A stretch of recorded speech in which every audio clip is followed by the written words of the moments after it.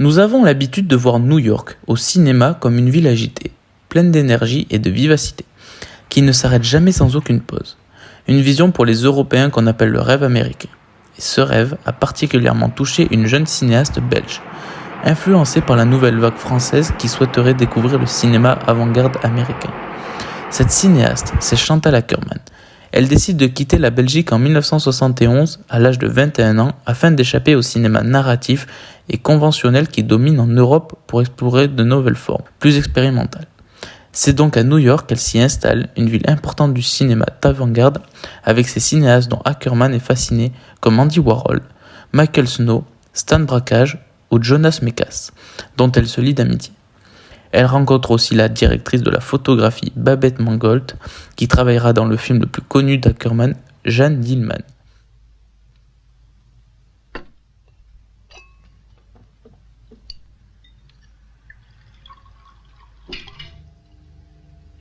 Et continuera d'être sa directrice de la photographie dans News from Home.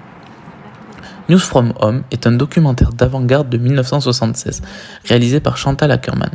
Le film se compose de longs plans séquences de lieux new-yorkais, avec la voix off d'Akerman lisant les lettres que sa mère lui a envoyées entre 1971 et 1973, qui représentent les liens qui lui restent avec son pays natal alors qu'elle vivait à New York.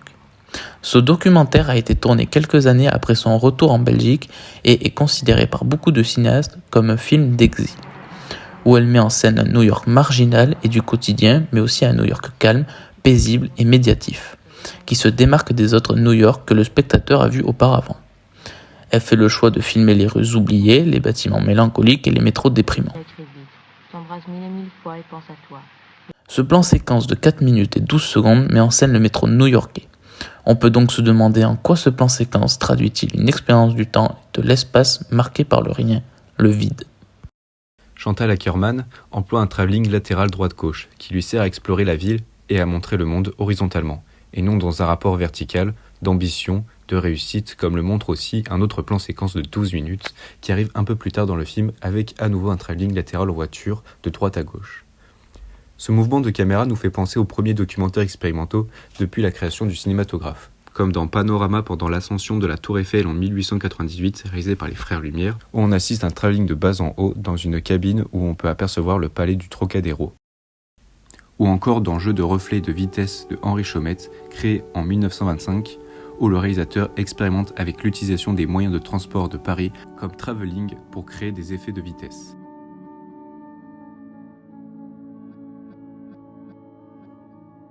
Dans ce film qui nous parle du rien, Chantal Akerman nous montre un rien qui a un rapport avec le temps. Elle espère qu'en voyant ce film, le spectateur sent le temps comme une expérience en lui. C'est vivre une expérience à l'intérieur de soi, qui est à la fois visuelle, mais qui est aussi du temps qui passe en soi. C'est Noël, le temps, c'est tout ce qu'on a dans la vie. Ce qui explique donc cet aspect contemplatif avec ses nombreux plans séquences. En filmant New York aux antipodes des films hollywoodiens, en regardant ce métro new-yorkais, le spectateur ne doit pas se concentrer sur ce rien. Tout est dans la perception du rythme et de la durée. Il est donc confronté au réel brut, sans montage, sans narration. Le choix du métro est évident. C'est un lieu de transit impressionnel qui devient ici un espace mental. On a le temps comme perception. Akerman filme souvent le temps qui passe sans événement, ce qui crée un espace mental, une introspection chez le spectateur.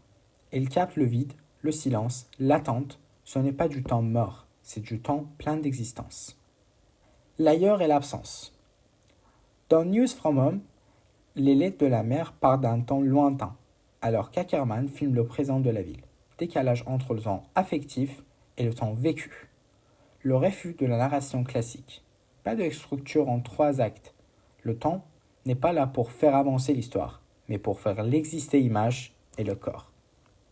Ce plan sans voix marque un silence après les lettres de la mer, laissant place au bruit du métro qui avance de station en station. Akerman filme l'exil, l'absence. Il ne répond, mais il montre. Elle habite l'image. Dans cette séquence, elle, Chantal Akerman, parle pas. Elle met un peu d'espace pour nous de penser, de réfléchir. Ce choix crée un décalage affectif. On entend une parole intime, affectueuse, presque étouffante, pendant qu'on voit une ville impersonnelle, étrangère. Le son ne commente pas l'image, il crée une tension avec elle.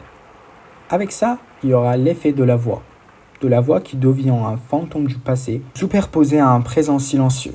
Cela souligne l'exil, la solitude et le temps qui désynchronise. Le choix sonore d'un News from Home rend visible l'écart entre l'intime et le monde extérieur. Ackerman ne cherche pas à synchroniser son et l'image, il veut plutôt qu'ils se heurtent pour faire sentir la solitude, l'absence et la durée. Nous pouvons aussi voir à travers la vitre du wagon le reflet de Chantal Ackerman et de la chef opératrice Babette Mangold. C'est le seul plan séquence où le spectateur peut voir la réalisatrice, uniquement par le reflet fragile dans la vitre, comme une fantôme.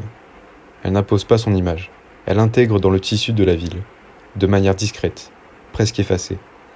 Le reflet n'est pas clair, il évoque une présence diffuse, une étrangeté, une distance à soi-même et qui participe à l'espace mental du spectateur encouragé par le rapport du temps de Ackerman et du choix sonore. Le reflet produit un jeu entre intérieur-extérieur, subjectif-objectif, mais aussi un dédoublement de soi. Ackerman se regarde dans la ville, mais à travers une vitre, à travers une caméra, à travers le cinéma. En apparaissant à travers un reflet, elle rejette l'autorité du regard de la réalisatrice dominante. Elle se fond dans l'image, sans jamais la contrôler entièrement. Pour conclure, ce plan séquence du métro dans News from Home est un espace de méditation, un moment suspendu par sa durée, son silence et son usage du reflet de Chantal Ackerman qui est un geste poétique et politique, interrogeant sur la position de la cinéaste, de la femme, de l'exilé.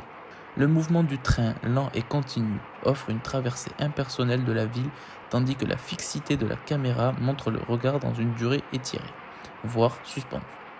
L'apparition discrète de Chantal Ackerman et Babette Mangold agit comme une métaphore de leur présence douteuse dans cet espace qui sensibilise une expérience intérieure du temps, de l'espace et surtout de soi. Ainsi, Chantal Ackerman ne raconte pas le rien ou le vide, elle le fait ressentir. News from Home a évidemment sa place dans les documentaires les plus importants dans le monde du cinéma.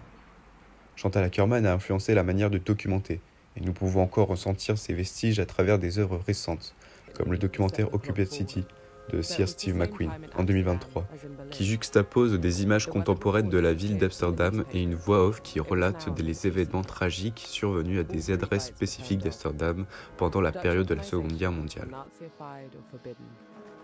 Mais elle influencera aussi la manière de mettre en scène le rythme, la durée et l'espace.